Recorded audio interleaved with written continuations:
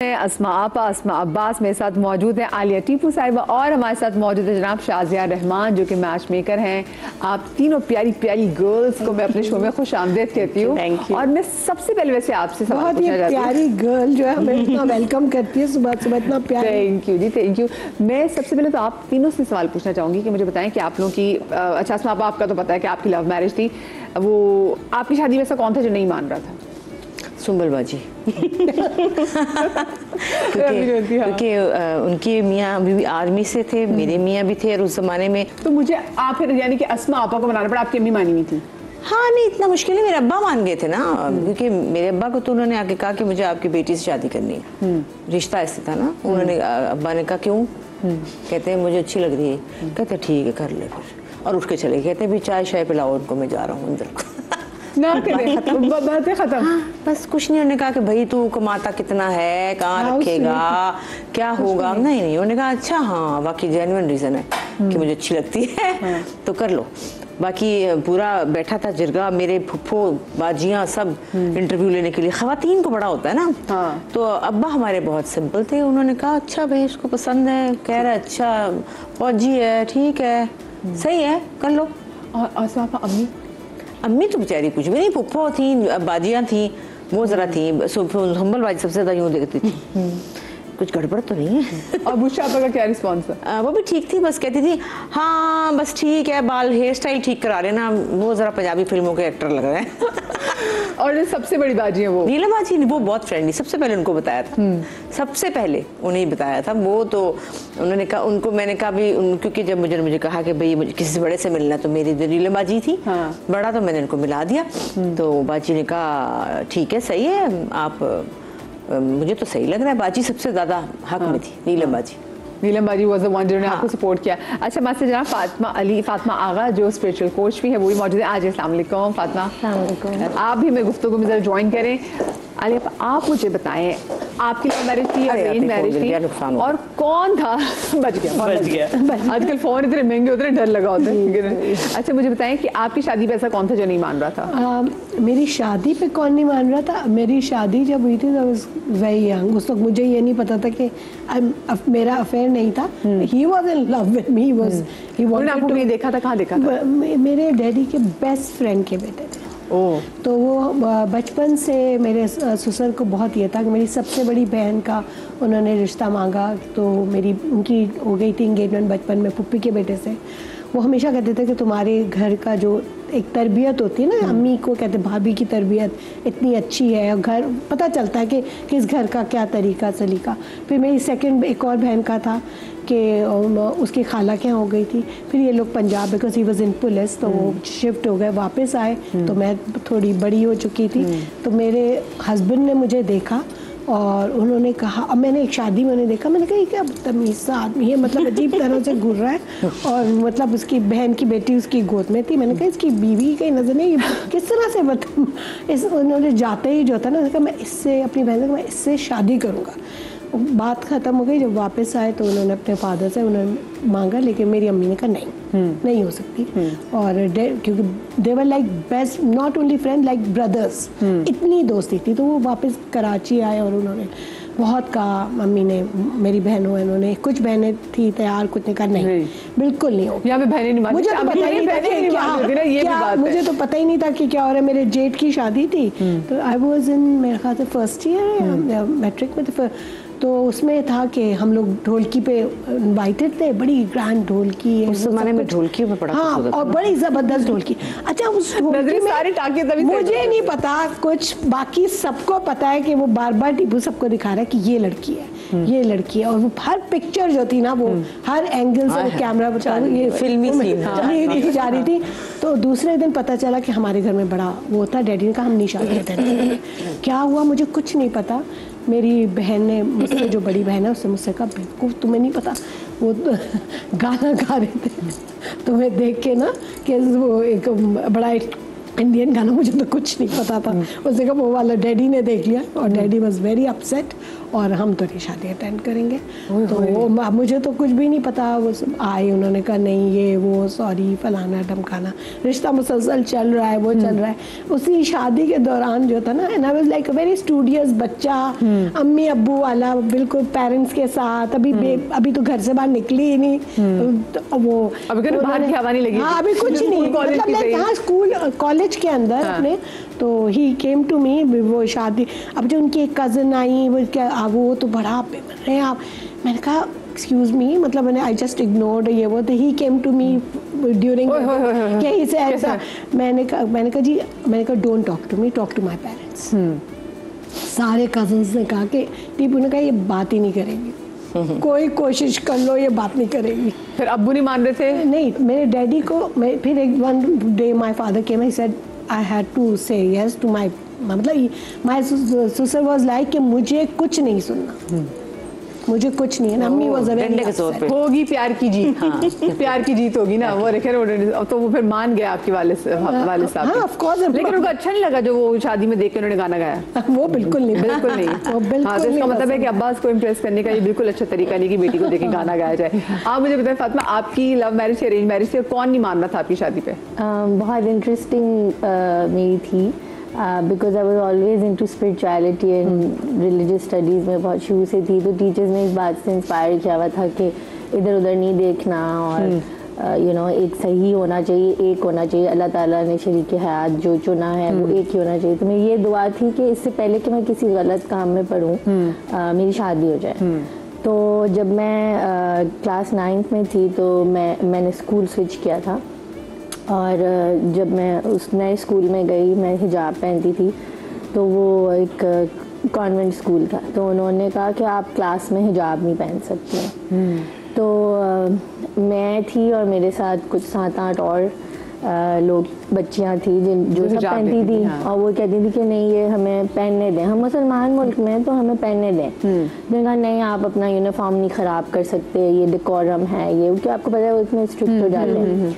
तो उन्होंने फिर अल्टीमेटम दे दिया, या तो उतारें या हम आपको स्कूल से निकाल देंगे। Oh my God. जब ये बात हुई तो मेरे पेरेंट्स उस वक्त मतलब नहीं थे, तो मेरी मदर भी कहीं बिजी थी और फादर भी नहीं थे कराची में। तो उस टाइम पे मेरी अम्मी से जब बात हुई तो उन्होंने कहा जब तुम किसी ऐसी दर्स वगैरह की महफिल में जाओ तो वो जो उस्तानी है उनसे बात करना, वो शायद तुम्हारी हेल्प कर देंगे। तो उन्होंने बड़े मजमे में इस बात का ऐलान किया कि मैं और मेरी बहन आइडेंटिकल ट्विन्स हैं। अच्छा। तो हम जैसे ना एक वी स्टिक आउट। तो उन्होंने कहा कि ये जो ट्विन्स है ना, they are facing this problem, if there is anyone who can help तो प्लीज़ आप लोग इनसे कांटेक्ट करें और इनको हेल्प करें। तो रात को मुझे एक लड़के की फ़ोन आया घर पे, और उसने कहा कि मैं इनका बेटा हूँ और उन्होंने मुझे घर पे आके बताया है कि आपका हिजाब का मसला है, मैं और मेरे फादर कराएंगे and we will fight this for you. Okay. तो obviously I was so impressed, और and I was like wow ये है कौन, राइट। तो नेक्स्ट डे स्कूल के ब्रेक टाइम पे nobody had any idea, parents को, बहन को, किसी को कुछ नहीं पता था। ब्रेक टाइम पे उन्होंने आना था, 11 बजे का टाइम था।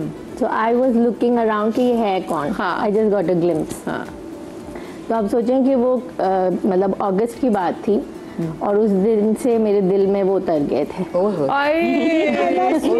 उतर गए। और वो अगस्त से लेके अगले जून में उन्होंने खुद ही रिश्ता भेज दिया। क्यूट। और मैं उस वक्त बहुत छोटी थी, बहुत ज़्यादा छोटी थी। I was just starting class 10। तो मेरी मदर डॉक्टर हैं, तो उन्होंने कहा ये तो हो ही नहीं सकता जब तक पढ़ाई पूरी नहीं होगी। जब तक तो मैं तो ये मतलब यानी कि आप अम्मी नहीं मान रही थी। वो तो मेरी मदर जो है ना, वो चाइल्ड ब्राइड के लिए बहुत कैंपेन एक्टिविज्म करती थी। और जो है वो फंस गई, और जब रिश्ता आया तो वो मानी नहीं, काफी अर्से तक नहीं मानी। और ये सब हो चुका था बाय द टाइम जून में रिश्ता आया। और वो इस तरह हम तक पहुंचा कि फिर मेरे जो ससुर थे उन्होंने जाके मेरे दादा से बात कर ली और कहा कि तुम लोग मना नहीं कर सकते, हम तो इतने पुरानी जान पहचान है, तो ऑनर करो इस बात को। तो मेरे दादा ने ये कहा था कि मतलब आप लोग मिला लें, कम से कम कुछ बोलने के लिए तो होगा ना कि मना कर दे, इतनी छोटी सी है वो, and we are 10 years apart, me and my husband. तो जैसे ही हम मिले, उन्होंने कहा आप मिल लें, बात कर लें। तो हमने 45 मिनट्स कुछ बात की और हम बाहर आए और मेरे फादर ने पूछा कि ठीक है बेटा, मैंने कहा ठीक है पापा। Mother was in a shock because she had no clue, और मैं बहुत ढकी चुपी घर में, बहुत नजरें नीचे रखने वाली इस तरह की थी। इसने तो कभी लड़के से बात भी नहीं की और ये फॉरन यस मतलब व्हाट्स गोइंग ऑन। उसके बाद मेरी मतलब एजुकेशन कंटिन्यू रही, फिर उन्होंने ये भी कहा कि आप पढ़ती रहिएगा। वो हर वक्त ट्राई करते थे कि जल्दी शादी हो जाए, मेरी अम्मी कहती थी नहीं अभी नहीं, क्योंकि वो तो खुद वो चाइल्ड वो कहते हैं बच्चियों की शादी के खिलाफ। तो बस फिर eventually the minute I finish my O levels, तो जैसे 18 की हो गई, 18 नहीं 16 पे, 16 से मेरी 17 में हुई है और मैंने अपनी शादी के बाद अपनी ग्रेजुएशन कंप्लीट की है। उसके बाद as a Mrs I went to my A level school, और उधर भी ये हुआ कि कुछ स्कूल कराची में ऐसे जो मैरिड बच्चों को नहीं लेते स्कूल में, बिकॉज दे से कि ये फिर सीट खराब होती है स्टूडेंट्स की, उनको लगता है कि छोड़ देंगे नहीं करते आगे। हाँ, तो जिस स्कूल में मैं गई थी वहाँ पे मुझे डर लग रहा था, और मेरे हस्बैंड ने डिसाइड किया था कि हम जैसे ही होगा हज पे जाएंगे।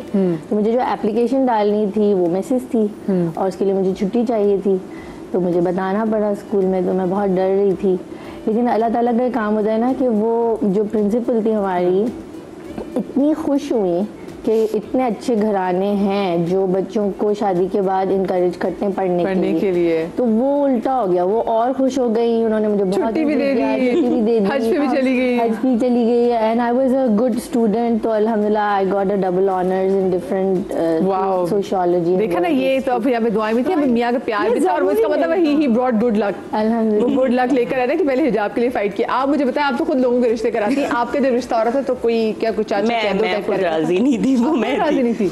मैं actually I was not like that कि वो लड़कियां बहुत खुश होती हैं, रिश्ते आते हैं, अम्मा मना कर देती थी, हाँ कर देती, तो अम्मा का डिपार्टमेंट था और मेरी कहीं इंगेजमेंट फिक्स हो गई थी बाकायदा, वो भी अरेंज काइंड ऑफ स्टाफ था। तो 2 दिन पहले हमें पता चला कि जी कोई फ्रॉड वगैरह इस तरह का सीन है। अच्छा, उससे पहले जब मेरी एंगेजमेंट फिक्स हो गई, एक फ़ोन आया, एक रिश्ते वाली आंटी थी समझो उस ज़माने की, उन्होंने मेरी फ्रेंड की शादी कराई थी। शी वाज लाइक बेटा ये एक फैमिली आई हुई है मेरे पास बैठी हुई है, और उसकी अम्मा और बेटे ने तुम्हें पसंद किया, बस अभी घर भेज दूँ। और वो हम एक ही एरिया में थे। मैंने कहा अच्छा, मैं पूरी बात सुनती रही। मैंने कहा नहीं आंटी मेरी इंगेजमेंट है 5th को। ना कह रही तो पहले क्यों नहीं बता रही थी? मैं कहा आप बात कर रही थी। खैर मैंने अम्मी को बताया और मैंने कहा ऐसे ऐसे फैमिली थी और ये लोग यहाँ रहते हैं और इस तरह का। अम्मी कहती चलो अब माशाल्लाह से तय। अच्छा, जब 2 दिन पहले ये ख़त्म हो गया, मुझे नहीं पता, मेरे भाई को लगा वाज इन लंदन कि ये बड़ी कोई डिप्रेशन में होगी या इस तरह का कि घर में इंगेजमेंट होगी। उसने मुझे कहा तुम जाके शॉपिंग करके आओ ना, पूरे घर की कारपेट वगैरह लानी थी। अब मैं रात को वापस आई 10:30-11 बजे। अम्मी कह रही है वो जो उनका फ़ोन नहीं आया था खातून का, वो आ रही है। मैं कहा रात 11 बजे। मैंने कहा डाकू है, कौन है ये लोग 11 बजे? अम्मी किसको बुला लिया? मतलब वही लोग थे। अम्मी कह रही हाँ मेरी बात हुई है। मैंने कहा अच्छा पता नहीं। अच्छा खैर वो लोग आए, मुझे ये भी नहीं पता था लड़का कौन है। नेक्स्ट डे उनका आया कि जी हमें तो लड़की बहुत पसंद, क्योंकि उन्होंने पिक्चर देखी उनकी अम्मा उन्होंने पसंद की थी। मैं कहा लड़का था कौन, पहले मुझे प्लीज़ ये बता दिया जाए। अच्छा खैर मेरे अब्बा थोड़े से अगेंस्ट थे, क्योंकि वो एक पहले ऑलरेडी एक वो हो चुका था, लेकिन it was kind of arrange marriage, वहाँ से वो था। और मैं थोड़ी सी ऑब्वियसली डरी हुई थी, लेकिन इट हो गया कोई उसमें रुकावट नहीं थी, कुछ नहीं था। समझ, जब आपके बच्चों की शादी हो रही थी तो क्या आप हर जगह मान गई थी? आपके बच्चों के पास की कहने का बहाना तो नहीं था कि अम्मी नहीं मान रही? नहीं, मुझे अपने बच्चों के मिजाजों का पता था। तो मुझे उन्होंने कहा था आप बस देख लें। तो पहले 2 बड़े हैं उनकी तो मैंने की, और मैंने जैसा सोचा था कि इसको ऐसी चाहिए, इसको ऐसी चाहिए, और मुझे भी ऐसी चाहिए।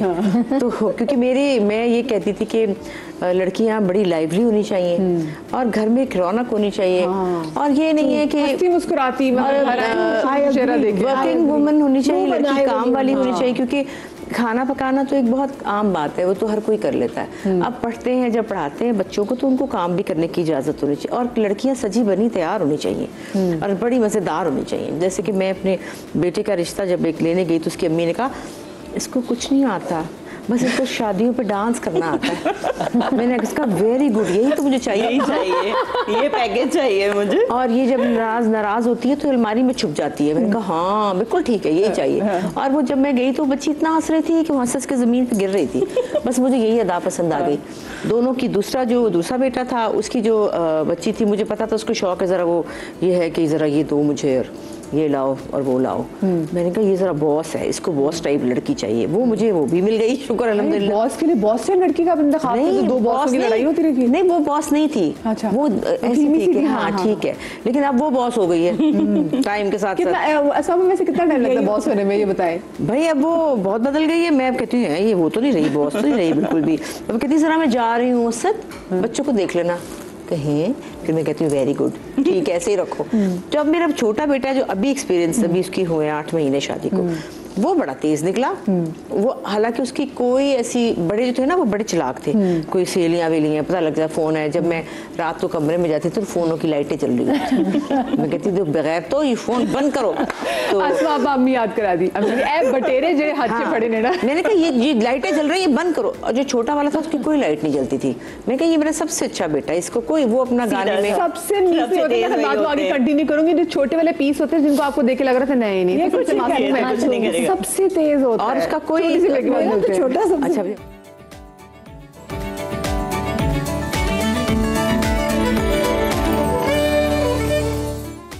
जी, welcome back after the break. और आज का हमारा टॉपिक है अम्मी नहीं मान रही।